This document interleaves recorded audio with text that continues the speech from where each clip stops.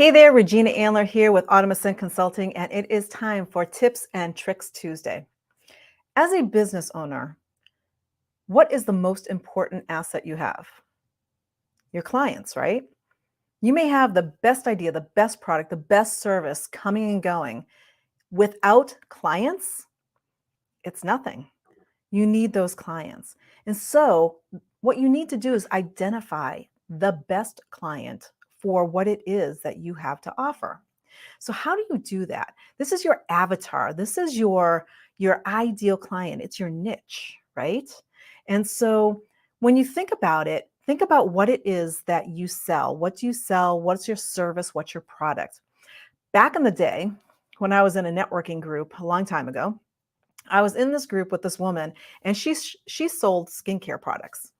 And every week she would come in, and when we did our little 1 minute presentation, she would ask for a referral and she would say, anyone with skin is a great referral for me. Around the room, 28, 30 people, nobody was giving her referrals. And every week she came in and said, anyone with skin is a great referral for me. Now we all have skin, right? And so you would think she'd get referrals. However, it was too broad. Now, after having a one-on-one with her during that time, I kind of asked her to narrow down. Tell me more about your product. Tell me more about anyone with skin. And she started talking about some of the things that her product did. And one of the things that it did was it was apparently really, really good for adult acne. And so I said, wow, that sounds great. You know what? Now I can think of somebody who may be a great referral for you, because now she narrowed it down enough so that I could actually visualize somebody who I knew who could be good for her. Now, the next week when she came in, she changed up her 1 minute, her referral portion, and said, I'm looking for adults who are suffering from adult acne. She got 5 referrals that day from the same group that she had been talking to the entire time, saying anyone with skin. What she did was she narrowed down that client. She identified in more detail, who that person was. So my tips for you this week are some ideas on how to identify and narrow down your niche. If you have a business with a service or a product and you don't have as many clients as you would like, chances are pretty good it's not necessarily the product or the service, it's how you're asking for those clients, how you're searching for those clients. Get a little bit more narrow focused, and you will find that when you become more narrow focused, you get a lot more people in. And just for the record, that doesn't mean that the people who aren't in that niche aren't going to be attracted. They will come in as well. What you want to do is you want to start with that target market and then build out. So the first tip is really to, identify what are your skills? What is it that you sell? What is the result that you give to people in your mind? What is the result that you give people?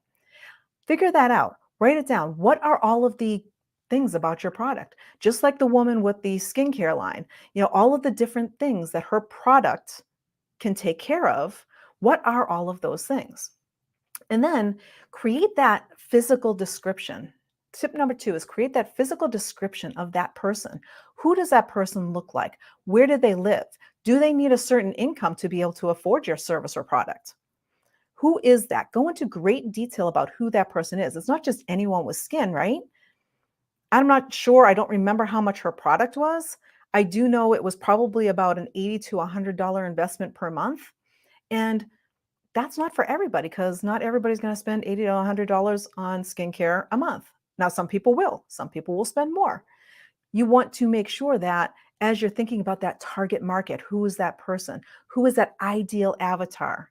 Get a clear picture in your head of who that person is, and give her or him a name. Say, my avatar's name is Sarah. So my avatar really loves to learn more about how to run her business and get more clients for her business and get out of her own head so she can be successful.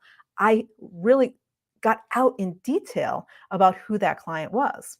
So the third piece of that is, once you've identified that client, Now go out and ask them. Ask them, what is that one result?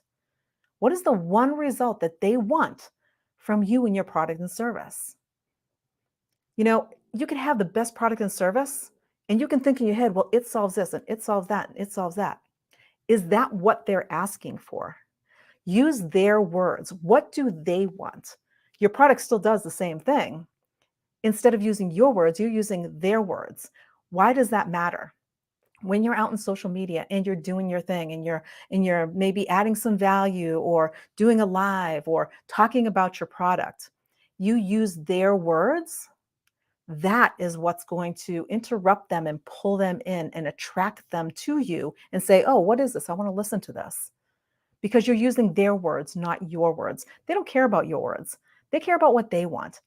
And the fact is that people buy based on emotion. And so if you think about that, people buying based on emotion, then if you are not hitting that emotional trigger, you're not going to attract them. So when looking for your ideal avatar, those are the 3 tips that I have for you to go out and identify them is really get clear on what your product and service does. Do a little mind map.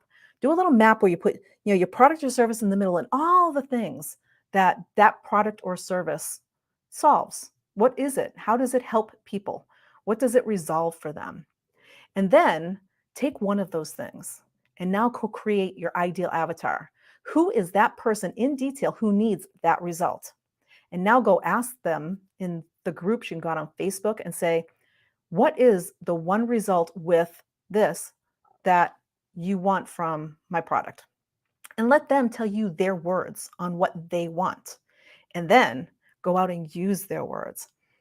So, like I said, in the example of the woman from the networking group, she said, at first, anyone who has skin is a great referral for me. Well, everyone has skin and not everyone is a great referral for her.